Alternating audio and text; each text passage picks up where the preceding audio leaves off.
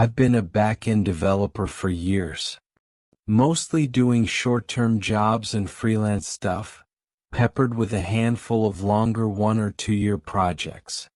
So when I got the offer to come work for Salloway, nothing seemed out of the ordinary. I'd been waiting for months to get started with a project in Singapore, but that whole thing fell apart at the last minute. I was left with my life packed up in boxes and didn't really know what to do. Salloway Solutions came with an offer for a 5-day work project for triple pay and round-the-clock overtime, and it honestly couldn't have come at a better time. At that point, all I knew about Salloway was that they were some kind of subsidiary to a larger software company, and that they were mostly into in-house hardware development. I knew they'd been working on a new line of GPUs some time ago, but that was about it. I was put in contact with this woman named Jordan. She was in her early 40s and built like a crooked stick figure, with that chronic corporate smile plastered on her face, like she'd never seen a frown. Every time we talked, I got this feeling that I was walking into a bear trap. She told me I'd be testing a system called Aeroboth. Apparently, it had been used in all kinds of software over the years, but it was only recently that they'd refined it to a commercial level. There was the experimental Salloway matchmaking site, she explained, and a few entertainment products. Hatchetman Cove and Changelings mainly. Never heard of them, I admitted. Mostly conceptual products. They were never really meant for the commercial market, but our team back then was a bit more adamant about pushing it out the door. We want to be a bit more careful this time around. She explained that it was a 5-day job. I would be flown out to Minneapolis and put into a testing facility. There, I'd perform a series of tasks in order to see just how powerful Aeroboth could be for an industry professional. They basically wanted my stamp of approval and possibly a list of improvements. I had previously worked in development rather than quality control, but I figured I'd give it a shot. I arrived in Minneapolis an early Tuesday morning in mid-May. I dragged my bag through terrible weather until I came across that corporate smile waiting to pick me up. Jordan kept up the small talk all the way, jumping from one casual topic to another like she was working through a list in her head. About 15 minutes later, I saw the Code Cot for the first time. So the Code Cot is this rental space used by fledgling tech companies in the downtown area. They have some office spaces for short-term rent, sort of like a company incubator kind of deal. It used to be this entirely glass-walled building, but over the years it has been replaced with hardened black plastic panels instead. From the outside it has this black grid-like look, sort of like a brutalist Rubik's Cube. It's impossible to miss. I was given a short tour. There was a room for me to sleep in if I didn't want to check into a hotel, and there were plenty of accommodations. The adjoining bathroom even had a tub. There was a fully stocked kitchen, a couch next to a needlessly large TV, and plenty of snacks. I was allowed anywhere in the building, but I wasn't allowed to leave or use my phone until the project was done. It was a safety issue. I also had to sign an NDA. We came to the end of the tour at a room called the cold storage. That's what the sign said on the door. This was the room I'd be working in, a sealed-off space in the back of the basement. It's not much, Jordan explained, but you'll get what you need. Feel free to take frequent breaks to bounce ideas and thoughts off of us. Whatever you need. We'll just be in the room down the hall. She opened the door and showed me inside. The cold storage was a spacious room with frosted glass windows. That's probably where it got its name. The lights were ridiculously bright overhead, nearly blinding me. Everything in there was a sort of toothpaste white, making me feel like I was sunbathing in the reflected glow. In the back of the room was a simple plastic desk, with a very box-shaped computer resting on top. It looked like the sort of thing you might dig up from a 90s storage unit. A thick screen on a box with wireless keyboard, mouse and headset. It looked like the kind of machines I grew up with. It was sort of charming. You bringing the retro aesthetic back? I chuckled. It's an initial prototype, Jordan smiled. If all the tests go well, we'll be hitting the market within 3 to 4 years. Ambitious? I nodded, circling the desk. So, what can I expect? It's better if you go in blind, she smiled. There's a new brief every day right in the top drawer of that desk. And if you need any kind of clarification, you know where to find me. It was pretty straightforward. She asked if she could get me a drink before I got started, and I accepted. As soon as she left, I opened the top drawer, grabbed a blue folder waiting there and looked up. Turns out, the computer was already on. It hadn't been a minute ago.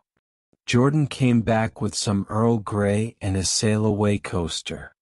She noticed the computer was already on, giving me a sly grin as she handed me the cup. Eager to get started? She asked. No, it was already on. Oh, she nodded. Yeah, no, it wasn't. You'll see. It's quirky. Quirky. I smiled back. Strange description for an operating system. It's not just that, she added. It's an integrated operating system, made specifically for this type of hardware. What's so special about it? You tell me. I brought out the folder, flipped it open, and checked the day one schedule. It wasn't much. It was basically 6 hours of getting to know the system and to create a minor application of some practical value. They brought up a calculator as an example, something small but fairly technical. That's all I had to do that first day, get acquainted with Aeroboth to the point where I could use it to make something. As Jordan left and the door closed, I noticed the room was entirely soundproof. I couldn't hear a thing they were doing outside. I could see the occasional employee passing by, but the frosted glass made it impossible to discern any details. I could barely tell if it was Jordan skulking about outside or not. It was a bit uncomfortable watching these vague humanoid shapes silently pass me by. Aeroboth did not have an ordinary desktop setup. It showed a corporate image of a man and a woman on a sailboat. The man holding a looking glass, the woman pointing to the future. Everything was blue. The boat, the sails, the ocean, the sky, hell, even the sunflower in her hair. It felt very corporate. There were no applications. No menu, no command line. Nothing. Just this one image and a mouse pointer. I noticed there was a new key on the keyboard, the Sail Away Company logo. I went for that first. It opened a sort of chat window. Moments later, a sentence was written out. How can I help you? It asked. I'm designing an application, I spelled out. What are you applying for? It asked. I chuckled a bit. Maybe it wasn't as clever as I thought it'd be. I took some time explaining to the chat how I was going to make a small program just to get acquainted with the system. I told it I wanted to make a calculator, and it started asking me about my coding background. We were both taking time to learn from one another, it seemed. Then the tone shifted. Did you lock the door? The prompt came out of nowhere. Looking back, I hadn't. Why do you ask? I wrote. It says you should in the file. I looked down at the blue folder and checked the first page. It was right there. My door was supposed to be locked during testing hours. I got up, locked the door, and returned to my seat. Both knew about my purpose for being there, somehow. Probably pre-programmed. I asked both to bring up some kind of coding space. It did, and I started setting up the basics. I noticed, however, that my code started to get auto-completed alarmingly fast. I would just type a few keys and the rest of the line would just appear. I figured it was some kind of advanced predictive algorithm. But it went beyond that. It actually expanded on previously written code, refining, debugging, and organizing as it went along. It wasn't just things like spell checking. It actively evolved the program I was making, all without me ever telling it what I was doing. It's like it understood what I wanted to make instinctively. For every line I wrote, 5 more lines were added. At first I kept stopping to double check, but after a while I realized it was exactly what I wanted. It was the kind of code I'd write myself. It was eerie, if anything. It grew organically. Time flew by. Long before my 6 hours of the day were up, I had a perfectly functional application. It was a calculator with several advanced features. There was also a graphical interface, sound effects, all kinds of neat features. It looked like the real deal, and it was added to the desktop. I started to get the impression that this was a machine that was supposed to grow with you, get to know you over time and adapt to your needs. You could write your own things from scratch, but you could also just let it run rampant and do it all for you. It might not be perfect, but you could basically have this vast customized machine given enough time. But the predictive algorithm, that stuff was beyond me. Once Jordan came back at the end of the day and after she debriefed me about my program, I asked her exactly what kind of hardware we were working with. It just didn't make sense to me. Code prediction was one thing, but this was just spooky. She seemed nonplussed, giving me a casual shrug, still maintaining that corporate smile. We work with something called a blameless alloy, she explained. Vast conductivity and adaptability.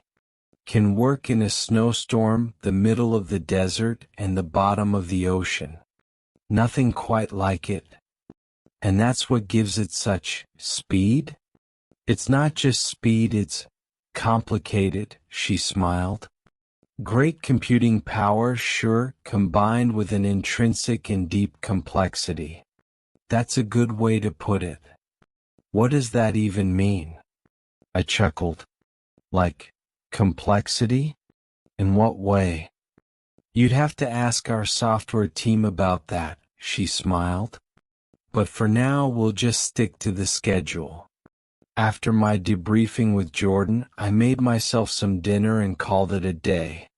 I could have stuck around to play some games or watch a couple of shows, but I wasn't feeling it. There was something about having a machine read me with such ease that just felt unnatural. It's like it knew what I was about to do before I even wanted to do it. It was less predictive and more like mind reading. After a night of uneasy sleep, I was back in the cold storage. There was a new page for day 2, telling me to work on a basic image editor.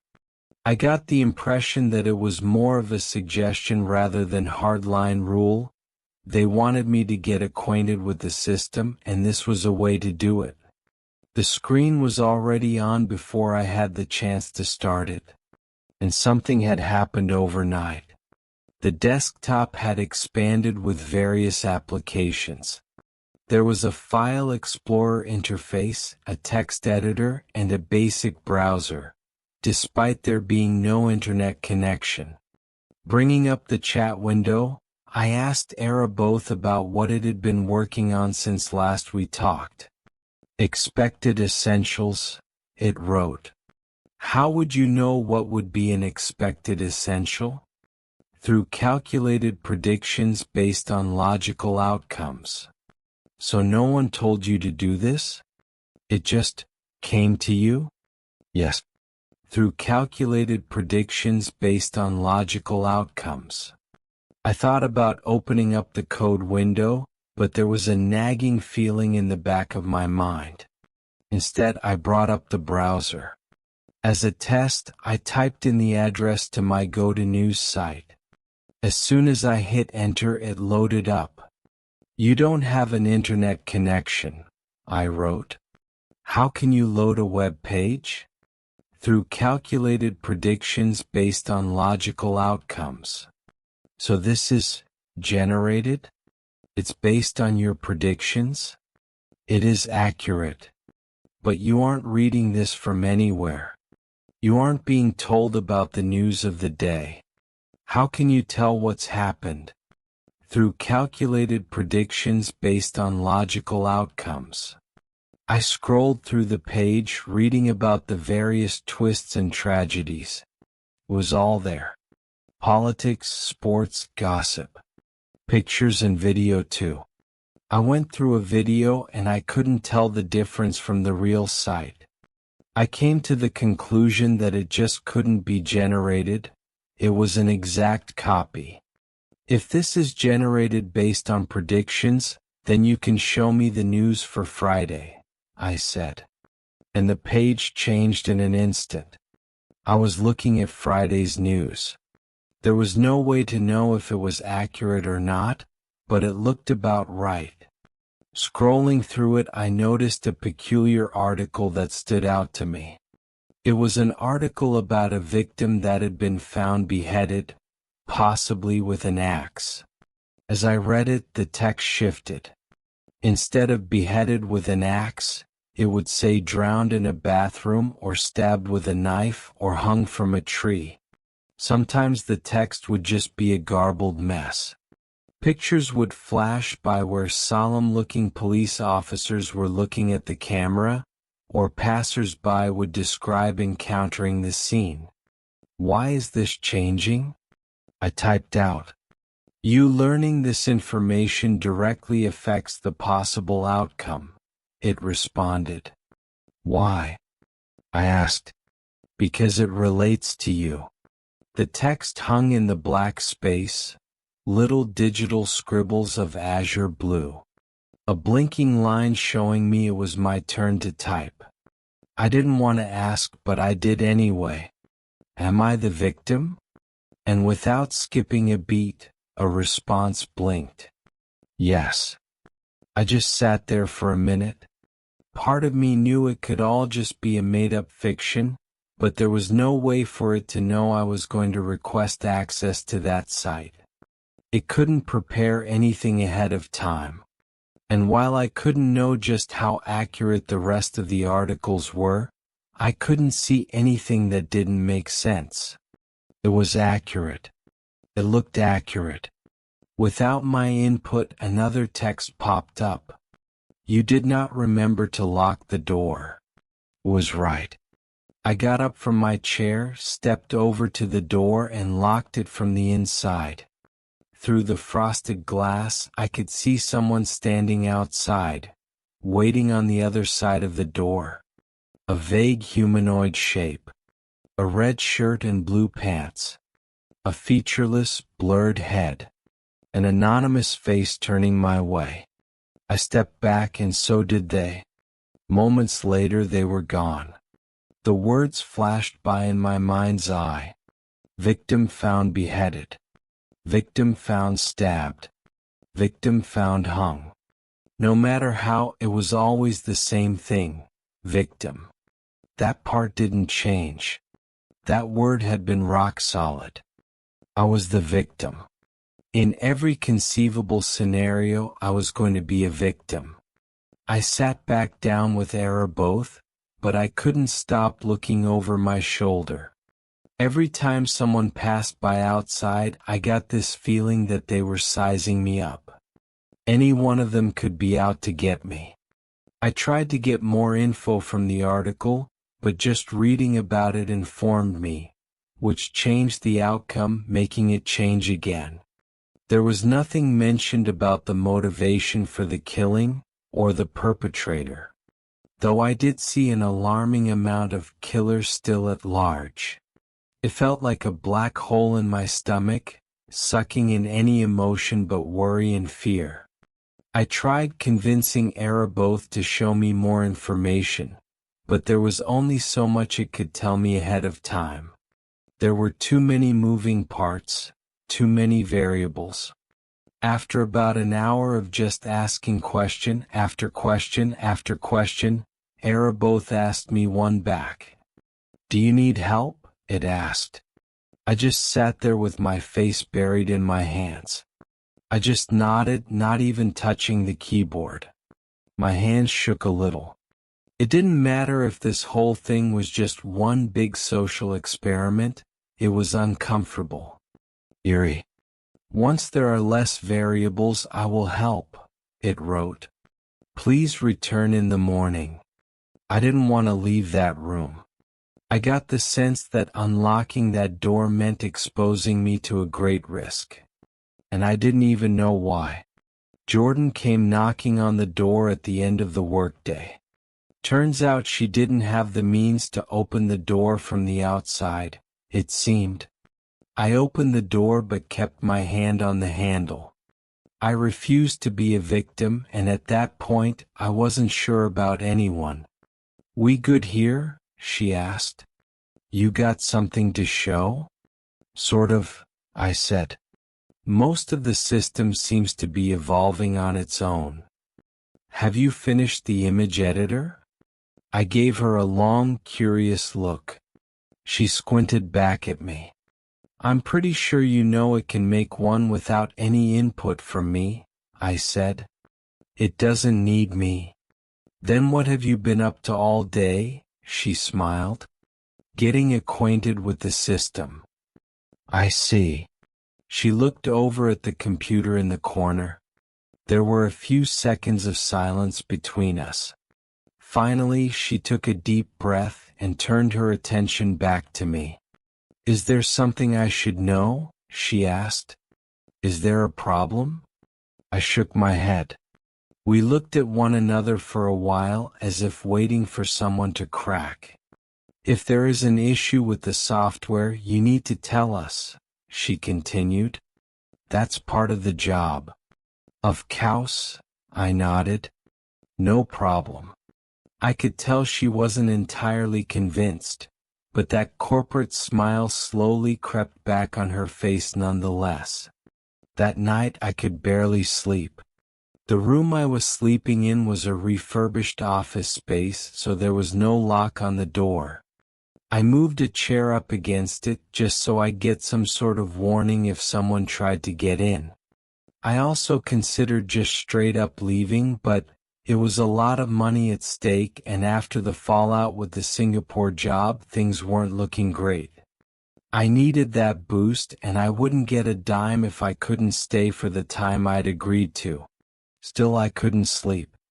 I twisted and turned, but I kept coming back to the word victim. Whoever was out there might be plotting in that very moment. At least when I was down in the cold storage, I could see if someone was trying to get in. Sure, they could see me too, but at least I'd know. So I grabbed a pillow and snuck downstairs. There was no one else around at that time of night.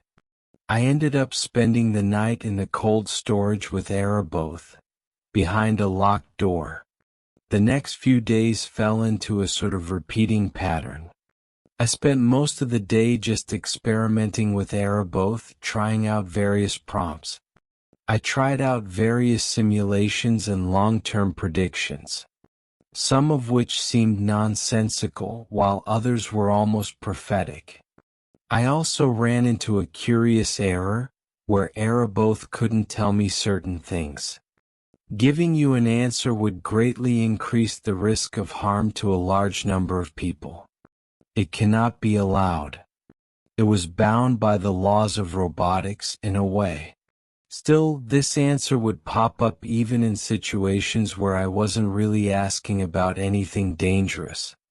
I tried to make a debug tool to allow me to see how error both came to certain decisions, but most of the data was either incomprehensible or censored with that one message. It didn't want to tell me certain things. I had my debriefs with Jordan, but they were short and to the point. At the end of my time with ArrowBoth, I'd be writing up a proper summary of my impressions and accomplishments with the system, so Jordan wasn't too worried about the day-to-day routine. Spending my days in the frosted glass room, I couldn't help but to look over my shoulder. Every time someone passed by outside, I got the sense that they were staring at me. I thought I heard someone checking the door a few times. ArrowBoth reminded me to double-check it a few times just to make sure no one could get it. I kept imagining them not as people but as these faceless creatures trying to get in, prodding and poking at the room's defenses, waiting for me to slack off so they could do something terrible to me. I didn't even know why anyone would want to hurt me, but there was no doubt in my mind that ArrowBoth was capable of doing that kind of prediction. Not after all I'd seen. Every now and then, a prompt would pop up, reminding me that the system was still calculating the best way to help me avoid what was to come. There wasn't a clear answer yet, but it liked to remind me that it was still ongoing. It would show up at the most inopportune moments with a little alert sound. And yeah, I slept down there at night. I needed a space where I could lock myself in. ArrowBoth was considerate enough not to blare out loud alerts while I slept though, almost as if it knew I was there. By day 4, ArrowBoth was unrecognizable. It had evolved a large set of applications, rivaling that of a conventional operating system. Better in many ways, more personalized. It had started to refer to me by name despite me not telling it. It seemed aware of what building we were in and on what floor. Just by talking to me and getting enough time to run, the system could simulate and predict almost anything. But it wasn't looking forward that really made me believe it. It was looking backwards, asking it about my secrets and the various things I'd never told anyone about. I asked it about what I used to whisper at night as a kid. I asked it about my favorite book, about lost loves and things I'd forgotten along the way. ArrowBoth, without judgment, just answered. And it answered correctly. There is no way it could know these things, and when pushed to answer how, the same thing would pop up over and over, through calculated predictions based on logical outcomes. I had barely slept, and I hadn't eaten anything when I got back in that chair on day 4. There was a new alert on screen. Calculation complete, it said. Solution available. I clicked it. I was asked to get myself something to eat and then lock myself in the room. I was to stay in there for the next 24 hours and not open it to anyone for any reason. Someone would try to lure me out, using extreme methods if necessary. Once that time frame had passed, I'd be safe. The window of opportunity would have closed. I did as I'd been instructed. I hurried into the kitchen, tossed a burrito in the microwave, grabbed a bag of almonds and a water bottle, and retreated. Hell, I even forgot to take out the burrito. I was stressed and I just wanted it to be over with at that point. I tried to ask how it came to this conclusion in the first place and how it could possibly know. ArrowBoth had trouble explaining it. Apparently, its hardware allowed it to calculate a massive multitude of outcomes on a large scale, taking into account a vast amount of interdependent data. It all boiled down to math, but on an incomprehensible scale. I asked it about the hardware, the alloy it used to run its calculations. Erebos didn't have much to say, except that it was a rare material, and something called an indicator. When I asked what it was an indicator of, I got the boilerplate answer. Giving you an answer would greatly increase the risk of harm to a large number of people. It cannot be allowed. Not long after I'd locked myself in that room, there was a knock on the door. A blurred humanoid shape waited outside. I could have sworn they were holding something from what little I could see. I looked back at Erebos, considered my options, and did as I'd been told. I didn't open. A couple more of them came and went. I just had to hold out. 24 hours and this would be done. I'd be safe. But after a while they left. It was just me. And I could tell there was something in the distance. A fire. The lights outside started blinking, and I could see the flames climbing higher on one of the black plastic panels. I could see paint peeling from the wall and furniture twisting into charred black. Turning back to Erebos, I asked if I should stay inside. It said yes. If you stay in this room you will be safe, it explained. Don't leave for any reason. I could see shapes moving, running. I could see a door opening and the flames spreading, all without a sound. Finally, the lights in the cold storage went out. Erebos remained on. I could feel my body aching to run, to just burst through those doors and just go. Main power has been cut, Erebos explained. Someone is trying to get in. What do I do? Stall them. I decided to barricade the door using the desk, meaning I had to move Erebos. Doing so, I noticed it didn't have any cables coming out of it. No power, nothing. It was just this box. It wasn't even that heavy. I put it down on a chair and slid the desk up against the door. It'd buy me some time. While I didn't hear anything, I could feel things. Clicks and pops from the fire outside. Rumbles as doors were slammed and furniture moved. At one point, someone started banging on my door. Of course, I didn't open. I knew I should be panicking. It was fire. Actual fire. And yet, I knew that as long as I stayed calm and listened, I'd be fine. This was exactly what Erebos had told me would happen. They'd use any and all tricks to get me out of the room. As long as I stayed put, I'd be fine. That is, until an axe slammed into the door. The door was meant to withstand a pounding, and the walls were bulletproof. The entire room was essentially a mini safe house. Even with an axe, they weren't breaking through. Smoke had started to pour in. Not much, but enough for it to tickle my throat. Erebos just wrote, "This is expected. You will be fine. Backup power is still on." Thump after thump against the door, still far from getting through. The only way in from the outside was forcing the electronic lock, and there seemed to only be two ways to do that. Either from the inside or by turning off the backup power. Unless there was a wide effort from a group of people, especially now with a raging fire outside, there'd be no way they'd coordinate that kind of effort. And yet they did. The backup power was cut. I could hear the locks click open. I bolted for the desk, pushing it back against the door. I caught a glimpse of Erebos, hoping it'd tell me what to do. Instead, there was just a simple Azure text on a flat black screen. "Hello world."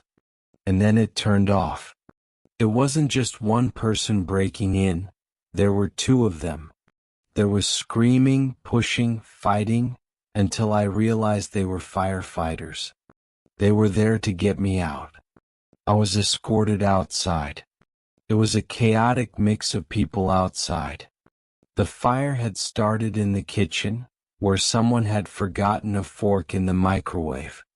I couldn't help but to think it was my fault. I'd been holding a fork when I put my burrito in there. I could easily have dropped it in my sleep-deprived state. Turns out if they hadn't cut the power and the backup power, I'd have burned to death. But cutting the power also meant cutting the Wi-Fi signal blockers. The blockers that Salloway had employed to keep Airboth from connecting to the web. And despite protest from Salloway employees, the fire department refused to let me burn to death.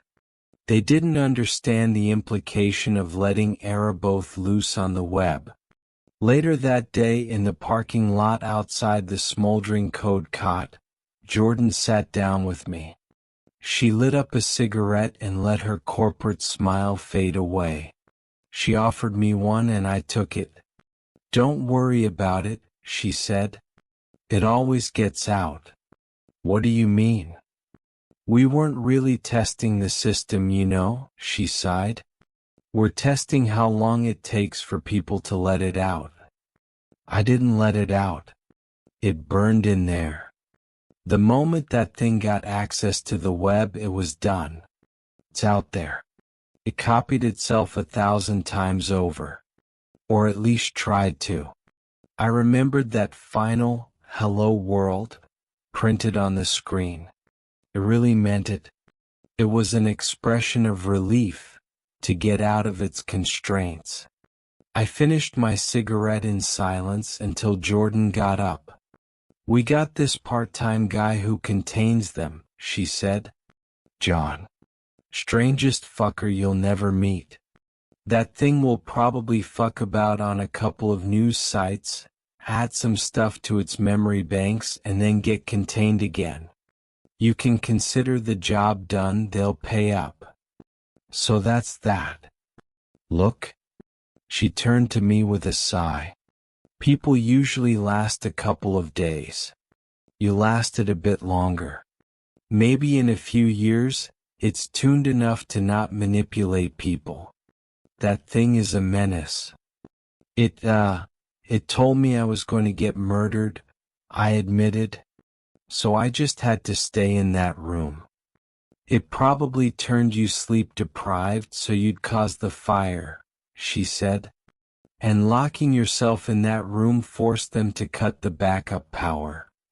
Why don't you just remove the network card?" I asked. "Just stop it from going online." "It doesn't have a network card," she smiled.